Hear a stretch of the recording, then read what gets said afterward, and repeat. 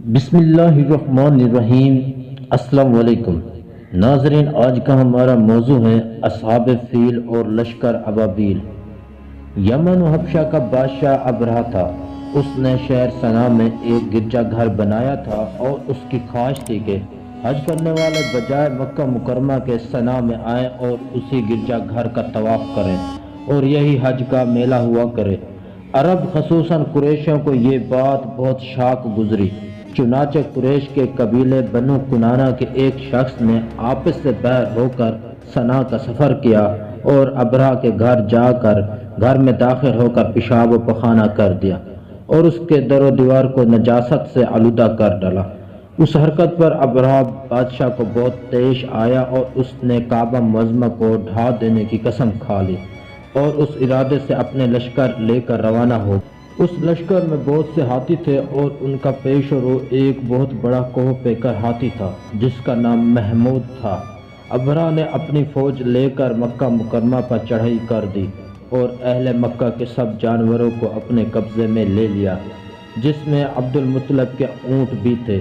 یہی عبد المطلب جو ہمارے حضور صلی اللہ علیہ وسلم کے دادا ہیں، خانہ کعبہ کے متولی اور اہل مکہ کے سردار تھے۔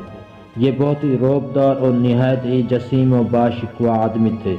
یہ ابرہہ کے پاس آئے۔ ابرہہ نے ان کی بہت تعظیم کی اور آنے کا مقصد پوچھا تو آپ نے فرمایا کہ تم میرے اونٹوں کو مجھے واپس دے۔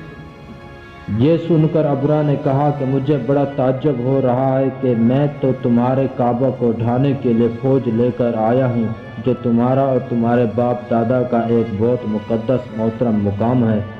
آپ نے اس کے بارے میں کچھ بھی مجھ سے نہیں کہا، صرف اپنے اونٹوں کا مطالبہ کر رہے ہیں۔ حضرت عبد المطلب نے فرمایا کہ میں اپنے اونٹوں کا ہی مالک ہوں، اس لیے اونٹوں کے لیے کہہ رہا ہوں، اور کعبہ کا جو مالک ہے وہ خود اس کی حفاظت فرمائے گا، مجھے اس کی کوئی فکر نہیں۔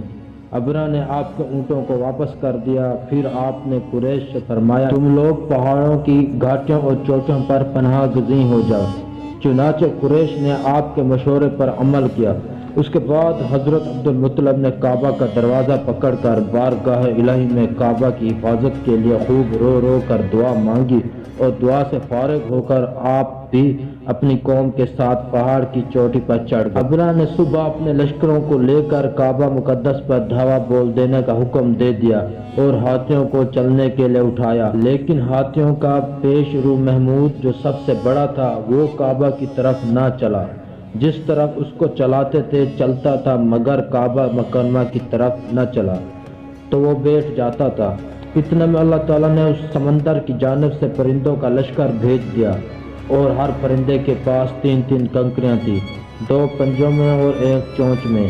ابابیلوں کے اس لشکر نے ابرہہ کی فوج پر اس زور کے سنگ باری کی کہ ابرہہ کی فوج بدحواس ہو کر بھاگنے لگی، مگر کنکریاں گو چھوٹی چھوٹی تھی لیکن وہ کیرہ الہی کے پتھر تھے۔